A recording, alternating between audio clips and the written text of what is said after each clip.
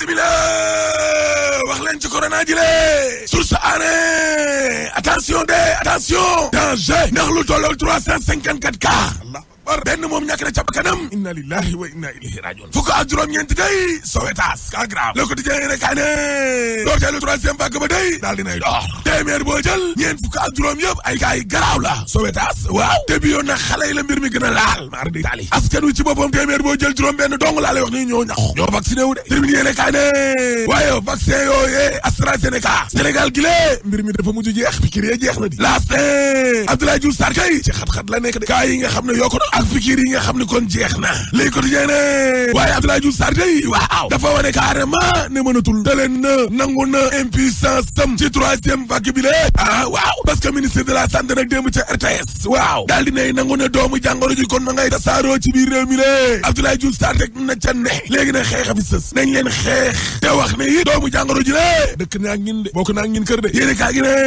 xanaa ginnaaw ba ñoo amalee nag seen tournée yoo nga xam ne yaay boo yoo dañ ne yoo tournée économique la yaayoo te ay mbirum campagne dong kon moo làqatu ca ginnaaw bañ demee ba léegi ni la suñ kilifa yi ñu dénk nguur gi nag di doog a nangu ne musiba mbaa ba kumba baa ngi ni te ñoom musiba boobee ñoom kilifa yi waaw ñoo gën a tax mu tasaaroo ci biir réew mi laa la wax yow nga amal say tournée def say campagne l'observateur ne gis nga ñetteelu vague coronavirus boobee waaw musiba yi Covid yi day mi ngi ni ci li mu mën a jur ci xëyu doomu aadama yi loolu Sowétas yaa nga ne le daal di manqué musiba mbaa ba kumba bi nga xam ne kon mën na koo def ci suñu koom-koom gi lée bu ëllëgee waaye Abdoulaye Diouf Sarr ak ñama àndal waaw dalal nañ xel ya de Vox Populi ne waaye ab rapport boo xam ne at bu nekk lay am direction des statistiques du travail et des études moo ko def la yéene kaay ne ko njàngat la doy na waar de chiffre yii Vox Populi ne ko may ma yeggali kay lu tolloo junni ak juróomi téeméer ak juróom-ñett fukk ci ay établissement ubbi nañu ko 8180 emplois créé nañu ko 233 établissements nee na rapporté 1662 emplois ñàkk nañu ko la ilaha illallah terminé yéene kaay ne jéego yi nga xam ne kon ñu ngi koy def ci wàllum transparence ci suñu mbirum budget bi le waa Amérique day kontaanuñu ci Sénégal de déet yéene kaa ne mais yow xoolal ma ay milliards faux billets yi nga xam ne kon moom la ñu wax démbo Guy Marius Sagna waaw ne xam nga bu ñu demee cim réew ba président de la république ba ci boppam kon di libérer ay délinquants ci wàllum faux billets yoo xam ne yéen ñaare bokk benn parti waaw mais loolee kay jaru sa kon laajte mooy APR ci boppam ay activité am ay faux billets financé nañ leen ko Guy Marius Sagna ne bu ñu demee cim réew ba président de la république bi ci boppam di libérer ay trafiquants faux billets mais loolee mooy mandargaal ni kon président de la république ba ca boppam ma ngay encouragé wàllum faux billets yooyu te def lu ne wéng te dara du la ca fekk tam wàllum impunité ñàkk a bëgg sam réew waaye looloo am ci réew mi Sénégal du réew critique yéene kaa ne kaaraange biir réew mi day wàllum terrorisme gi mbirum élection waaw Antoine Diome mi la mission commandé la ne de wala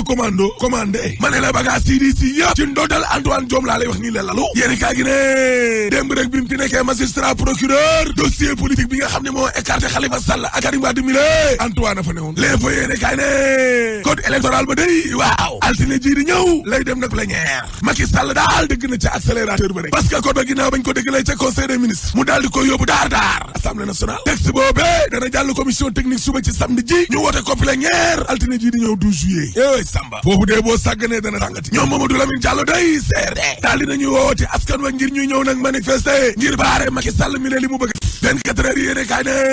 2024 day baadu présidentiel boo xam ne ay candidat yi ndaw doo nga ca nar a ne mar di taal yéene kaay gi ne waaye mbir mi nii mu demee ni la waaw boo sàgganee ne danañ dem ci élection présidentielle boo xam ne candidat yi fay ne kenn du fa mën a yëngal gësëm Alioune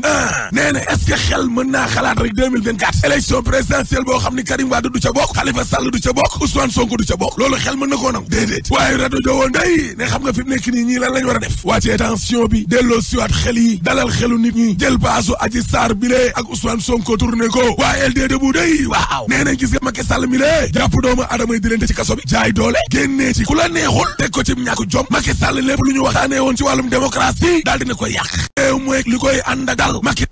yàq na ko te gis nga dellu si bi nga xam ne Laurent Gbagbo dellu si waat na ko ca Côte d'Ivoire googee waaw mais loolu rek war naa yee Macky Sall te Macky Sall war na cee jëlee tamit am njàngat mais dara waa CRD day ñoom Mamadou Lamine Diallo ak Abdoul Mbaye ak Thierno Alassane Sall waaw ci source a nee nañ Macky Sall ci boppam mooy pousser opposition beeg société civile beeg toutes les forces vives de la nation ngir ñu dem fenn donc xeex confrontation rek écarté Karim Wade écarté Khalifa Sall écarté Abdoul Mbaye indiwaat say L31 indi say L32 defar sa code électoral waa Macky Sall mi qu'est-ce qu'il a Elimane Kane day président l'Afrique cas ci processus électoral bi lée nee na caaxaan la ci biir caaxaan gu rëy 24 heures yéene kaay ne waa forum civil day COSYDEP ak ONG 3D waaw takku nañ ne ngi gis de ngir yore nu réew mi moo Ndiaye Cissé nee na xanaa xamoon ne même député yi dañ leen a war a fal ci suffrage universel direct Birahim Seck forum civil ne dañoo soxla ab mbooloo mu takku taxaw la député yi war a def buñ ko defulee askan wa ca boppam defal seen bopp liggéeyu contrôle boobee di càmbar ak a saytu Birahim Seck du nit évidence yéene kaay ne jugee Ziguinchor ñëw ci banlieue ba Aminata Assome Diatta day door na waa Ziguinchor ya ci kaw bopp da leen a assommé Assome Diatta assommé na leen commissaire Boubacar Sadio ci 24 heures waaw nee na nervi yi nga xam ni kon dañoo nekk ci suñu wàllu kaaraange gi la loolee du yoon te gis nga takk der yi waatu ñu woon ne dañuy sug jébalu ci kanamu président de déedéet waaye dañoo waat ci kanamu caatu réew mi lee di constitution alerte yéene kaay ne dañu koy tuumal ne ab sàcc day fraude tamit ci wàllum fréquence yi Ndiaga Ndour day placé nañ ko sous contrôle judiciaire direct news ne waaye am sàcc courant bi nga xam ne tamit day huissier Mariam Sakine da koo dëggal groupe Futurs Médias day dañ leen a jàpp ko loxo ci poos ndax gis nga këru groupe Futurs Médias ga nekk ca Almadi gële kontooru GB la fa courant ba war di dugg war a nekk ñett normalement ñaari phase daal lañ ubbi ginnaaw nag ba huissier bi ñëwee ba daal di koy constaté gis nañ ne kon ab njuuj njaaj da caa am mu yàqal Senelec nag lu bare bare yéene kaay Pape Jogoy Faye bi ne mais est-ce que directeur général u Senelec di Pape Demba Bitèye lii dana ca dem ba sës am na benn agent Senelec boo xam ne day moom lañ dem baaraamu tuuma te gaañaa ngay lijjanti ci suuf ngir waa Futurs Médias yooyee mën a rëcc coow la exclusive yéene kaay ne sàccu fréquence ki tamit day ak association de malfaiteurs waaw yuuxu day jib na ca Ndoureen yële El Hadj Ndiaye day jàpp na Ndiaga Ndour Bouba Ndour ak Youssou Ndour Aïssatou Diop Fall waaw bañ ko laajee de dane sama diggante papa la ak sama patron ñoo xam yuuxu jib na Ndoureen de waaye nag ak lu yuuxu jib Ndoureen gële lan moo tax ba yuuxu tamit jibul ci pétrole bi la waaye dara suul gaz du ko tere xeeñ te troisième mandat dañ ko fiy tere rek kon alaaji tëjël wax nañu itam ay variants yoo xam ni ñëw na yoo xam maîtriser wuñu ko woon donc lépp dafa laaj benn jàngat ak ñoo xam ni dañu am détermination te maîtriser ko mais li ci indi tiitaange ci vague bii ñuy annoncé bu fekkee am na mooy ñi ko maîtriser woon xam xeex bi am ci expérience parce que expérience mooy lu yàgg jëfandikoo te am ci xam-xam professeur Baldé nu tudd professeur Moussa Amar Wade Seydi professeur Seydi gis nga ko ak Bousso moom itam également gisatuñu ko docteur Aliou Wade Diouf gisatuñu ko donc ñi nga xam dañu am xam-xam te gis nga protocole bi nga xam ni professeur Seydi moom moo ko xalaat ñu defal ko muy protocole bi Sénégal doon xeexe Covid-19 bokk na ci meilleurs yi gën a baax moom la ñuy continuer certes mais même protocole boobu est-ce que bu fekkee dañu wax ay variant ay delta ay nangam est-ce que même variant boobu est-ce que même protocole bi doon faj ba fi nekkoon muy Covid-19 est-ce que moom moo koy faj ba léegi. loolu itam ñoom borom xam-xam yi ci wàllu santé war nañu ko définir comme ñoom indi nañu seen troisième vague. alors kon donc gisuñu ñi doon xeex mais war nañu dellu soit ci méthode bi nga xam moom la ñuy xeexee te nangu nañu ay jumtukaay yoo xam ne manqué na ci oxygène yi. ak lal-yeex yu mel noonu xam nga yooyu nangu nañu ko. donc dafay gën a indi tiitaange mais loolu yëpp boo ko dajalee nag. donte ñoom ñu ngi def ay jéego faaw ñu duut responsabilité yi lan moo sabab fi Sénégal tolloon ci xeex bi troisième vague ñu sàggan ba mu dellu si waat mais du kenn du ñenn ñu dul politiciens yi nga xam ni ñoo fu nekk importé nañu fa militant yóbbu ko faneen tawat ji tas imaginez kenn ku am virus Covid-19 nekk ci seen meeting yooyu dugg ci seen oto yi bokk ak 50 personnes benn bus kilim bi tàkk nga jógee Dakar ba Fouta wala jógee Dakar ba Fongolimbi nga ñibbi si waat ñaata nit nga koy wàll mais xamoon nañu ni yëfi fii la jëm donc ñoom di jëkk jaadu ci ñoom non seulement def lu ñu manul mais nañu jéggalu askan wi parce que ñoom ñooy responsable dellu si Covid-19 ak ni mu tase ci Sénégal maam ñu wutali sa Touba toogaanu ñaxtu la liggéeykat ya nekk sa l'hôpital Matlaboul Fawzeyni doon amal loolee ni ki démb moo xam muy syndicat autonome des médecins pharmaciens chirurgiens foofee yu Sénégal ñoom nag seen toogaanu ñaxtu bi lu ko waral du lenn lul seen benn naataango bu nga xam ne dañu ko affecté te ñu gis ne loolee darawu ci yoon Abdoulaye Diagne ci ay leeral. ci l'hôpital Matlaboul Fawzeyni bu Touba liggéeykat yi mer ba futtu fajkat yi fastewuñu xànc ak morom ja boo gisee ñu taxaw di def sitting mooy dañoo gis ne dañoo affecté suñu benn collègue mooy ki faj wàllu roñoo te affectation bi jaarul yoon. Daxaba doon seen naataango bu am juróom benni at ci l'hôpital bi ñu jëlee ko fii ñu jàpp ne teguwul fenn. li ñu bëggoon ñooy ñu basé wu ci guide de mobilité bi nga xam ne mooy tax ab docteur jóge fii dem fu gën a tane benn docteur bi door a génn dem feneen ainsi de suite. ñuy artu ne demuk seen nattango boobule li mu nar a yàq ci liggéey bi kenn mënu koo xayaat. centre de dialyse boo xam dina am fanweeri machine ak juróom lu mu dee war naa mat ñaar jëm ñett mooy tax liggéey bi dox ni mu war a doxee te centre mag boo ko amee toppatoo malade yi mu laaj yëpp dafa laaj ay médecins yu bari yu am xam-xam yu mën a toppatoo malade li mu waree. ñu fas yéene wéyal seen xeex boobule ba seen nattango bi dellu si ci seen biir ne fas yéene nañ koo yaatal ba ñëpp jàppale leen ci seen xeex boobule. ñu àddu jëmale ci kuréelu syndicat unique des éleveurs du Sénégal force du changement ñoom nag seen ndajam assemblée générale boobu ñu woote woon nekkoon ab occasion ngir ñu becc seen boolu jàmbat jafe-jafe ñu jànkonteel seen secteur bi nee nañu nag faw nguur gi gën leen a gunge soxal wàllum tabaski nag nee nañu xar du manqué dana am ñu teewlu sa Safietou Bandiaye. un syndicat unique bi boot sàmmkat yi ci Sénégal force changement di dalal xel yi réew mi nag am na ay xar yu doy waaye nag faw ñu gunge leen ngir lépp mën a yemb. man jàpp naa ne xar dina doy wax na ñun su doon suñu saga suñu xar yii juddu réew mi xar suñu xar bu saf bii boobu nag question organisation formation éleveurs yi ñun am na ndox am na suuf. ci diggante ñàkk kaaraange yenn point de vente yoo xamante ne rek liggéeyu teer yi dafa jaar ba mënatuñ faa lal waaye itam ndox gu doy mu mel ni rek yile sàmmkat seenub jafe-jafe bëri na loolu jamono ji. sécurité bi naa da mot ndox bi na mot toilette bi na mot ndax ay jullit ñoo ñëw ay gor n'est-ce pas. financement wu seen secteur bokk na itam ci lu leen soxal loolu. ministère élevage ñu ngi koy félicité activité yi mu def wax nag na xoolaat mbirum financement bi na. sàmmkat yi nag di woo seen ministre rek ngir mu jël en charge jafe-jafe yi nga xamante ne rek fësal nañ ko ngir yombal leen liggéey bi ba sénégalais bu ne mën a am xar ci njëg lu yomb. El Hadj bi ñu sukkandikoo ci kuréelu syndicat bi ëmb éleveurs yi xar dana am waaye faw nguur gi gunge leen. effectivement loolu mooy téeméer dëgg xar dina am. mais xam nga boo seetee point de vente yi nga xam def nañ ko ci Dakar déjà dafa tuuti 30 et quelque. 35 donc dafa tuuti loolu par rapport ak Dakar. 35 points de vente dafa tuuti te bu fekkee yow am nga ñëw installer sa xar quelque part te amoo autorisation xëy na wala boole wuñ ko ci point de vente yi bu la neexee indi le problème. alors que dafa tuuti loolu ci Dakar boole ci itam war nañu firndeel ci anam gi ñu subventionné li nga xam ne moo di aliment de bétail bi ci jamono opération tabaski. ngooñ moom xëy na mënuñu ko subventionné peut-être parce que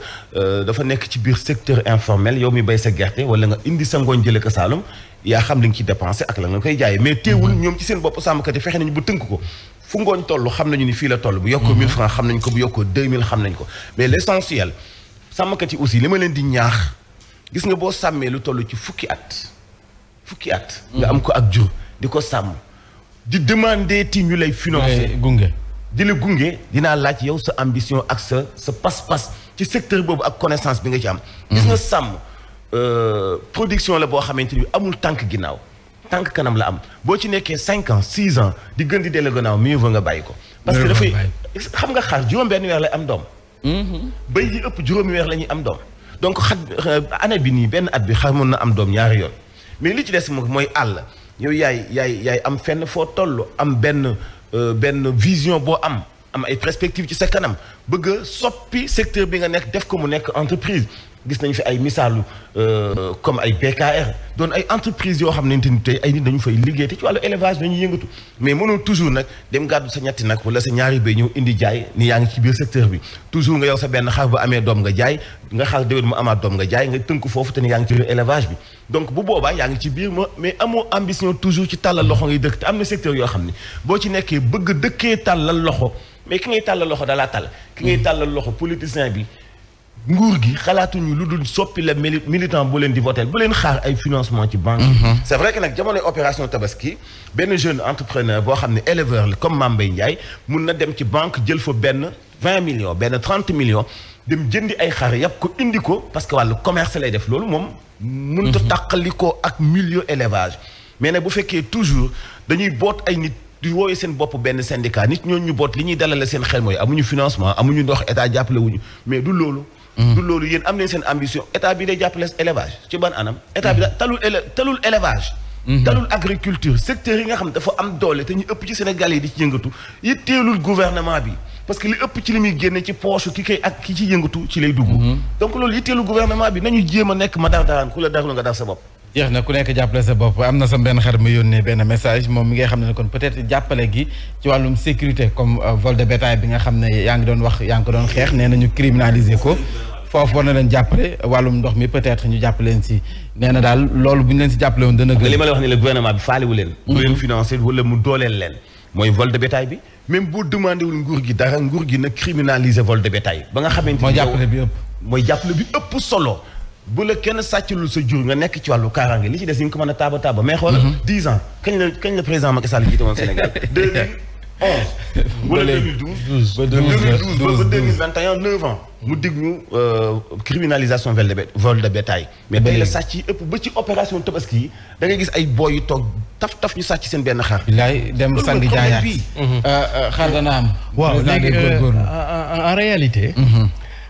pour nguur bu ci nekk depuis Senghor ba ci président Macky Sall heure bu ñu jëmee ci ay élection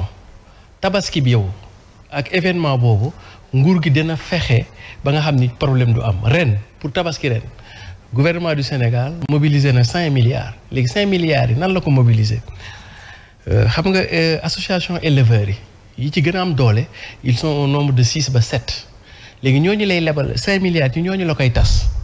bu leen ko tasee taux d'intérêt bi 0 lay nekk daal di wax ñooñu yéen a xam fu ngeen mënti dem leen ba Burkina Faso dem leen indi xaalis bu ngeen ñëwee yenn affaire frais de douane yi ñu yombalal leen ko ba nga xam ne frais du am léegi nag soo xoolee bu baax waa ji doon wax nii nee na la force du changement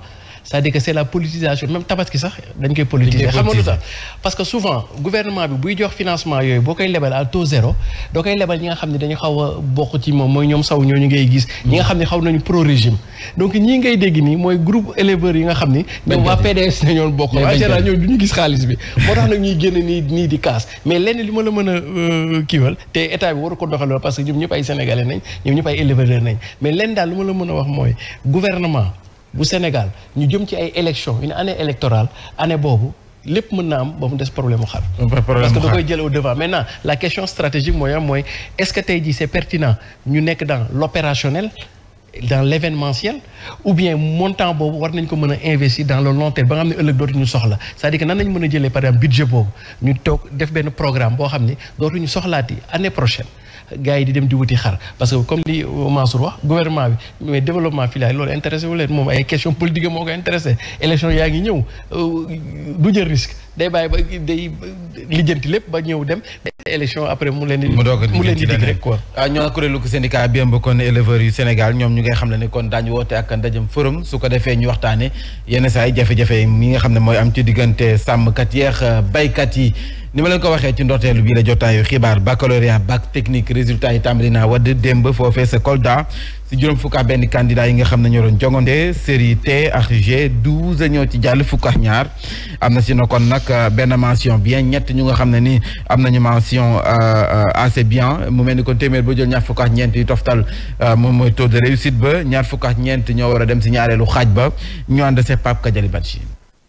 Numéro de table 40 906. téeméer boo jël daanaka ñaar fukki ak juróom ñoo daal di am seeni lijaasa bu baccalauréat technique fii ci diwaanu Kolda ci centre ba nag fi nga xamante ne ñaari série ñoo fa nekkoon muy STEG ak G fukk ak ñaar ñoo daal di am seeni baccalauréat. ñeent fukk ak juróom-ñeenti candidat ñoom ñëpp jongante nañ kenn absenté wu fukk ak ñaar am nañ d'office benn mention bien am nañ si ñetti mention à bien li des ay mention passable la ñi nga xam ne nii nag ñooy dem deuxième tour maanaam ñoo am oral ñu ngi toll si ñaar fukk ak ñeenti candidat lañ amoon ñaar ñi ñoo composé kenn jàllu si d'office kenn jàllu si oral donc série G bi kenn jàllul. résultat yi nag suñu desee ci jamono bi le dinañu wone ni kii foofule ci lycée technique taux bi dana wàññeeku li mel proviseur lycée ba moo ko daal di xamle. bu dee bon ñaan yàlla 24 yi admissible ni jàll bu ñu jàllee lycée technique de Kolda dina am environ 73%. bu daaw bi de ak daaw jeg yëpp ça tourne autour de 80%. ci fàttali at bi nag daanaka amul ay perturbation ci l'école bi laaj bi nag lan moo waral résultat yi daal di wàññeeku tontu bi mën nañu xaarandi. résultat yi lan moo waral mu wàññeeku donte ren ji perturbation yi tax koo bari. quantum horaire bi au moins. waaw mais man en fait sax évolution laa ci gis parce que ñun temps yi ñuy jàng série yi daanaka daanuñu mat 10 ñoom ay 10 ba 20 nañu nekk série technique. waaw série technique yi donc da nga daan bac bi yëpp ay 10 candidats nañu généralement ay 5 nañ ci daan téye mais man li ma gën a impressionné mooy nombre bi kon ça veut dire que y a une avancée ci xale yi dem ci filière scientifique yi. constat bi ma ci njëkk a def. beneen bi mooy genre bac yi li ci xaw a compliqué mooy c'est tellement technique que boo defee benn erreur perte en plus égal xam nga par exemple bu doon série littéraire yi mën ngaa raté bi dem dabu ci bi ci des dabu ci bii dabu ci bi mais ñoom seen série yi souvent coefficient bi day 10 façon 10 boo xam ne te c'est tellement technique c'est tellement mathématique si yow soo juumee foo waroon def 1 def fa 2 jeex na après c'est fini c'est-à-dire que moindre erreur da ngay detteelu doo sax daanu da ngay detteelu donc ñoom seen sujet loolu moo tax mu xaw a problématique mais bon je pense que liñ ci mën a noter comme positif mooy engouement yi commencé di feeñ ci série scientifique yi parce que ñun dañ daan dem école ay 10 élèves nga daan gis yu daan wala centre bi yëpp ay 20 étudiants lañ te ñoom je pense que ñu ngi ci ay centaines donc vraiment nañu góorgóorlu pousser xale yi ñu jàng ci discipline scientifique yi voilà El Hadj kon jot nañu gën a ñaax élèves yi ñu jàll ci ñuy gën a gëstu ci série scientifique yi ndax nag ni ñu ko doon commenté l'autre jour moom moo gën a yomb ngir am liggéey fii ci réew mi. gis nga boo seetee comme ni ko Siro waxee xale yi ni ñu gën a takkoo ci wàllu njàngum scientifique bi foofu la jamono toll tey jamono daanaka lépp dafa lalu ci wàllu technologie ba tax na pour nga tabax avenir bu dëgër sax faaw nga jaar ci yoon boobu mais loolu sas lay nekk ci gouvernement bi parce que xam nga ñii tey di ay xale ñi amul jooy yi ñuy jooy ci yaakaar ju tas ñi am ba noppi itam yaakaar ji ñi am ci seen avenir ëllëg bu ñu demee ak lompoñte gi am ci Sénégal ci enseignement supérieur daanaka ñi am bac tey ñu ngi soog a dugg ci seen ëttub coono alors que tey dañoo war a am privilège seen orientation gaaw a génn ñu xam seen ëllëg année prochaine déjà nii ñu teel ko xam mais tey ñoom ñëpp ci ak lëndëmte la ñuy dund am bac taxul nga mën a seede dara ci déwén la mooy xew ci yow parce que njàng mi dafa sooxe goo xam ni université yi imaginez nga am bac technique nga amee ko fonge limi ñu yóbbu la Ziguinchor nga dem génn di def manifestation ñu dóol ay lacrymogène amoo fa way jur bu góor amoo fa bu jigéen amoo fa mbokk jafe-jafe yooyu aussi suñu gouvernement bi ñoo war a taxawaat devance jiitu xale yi jiitu njàng mi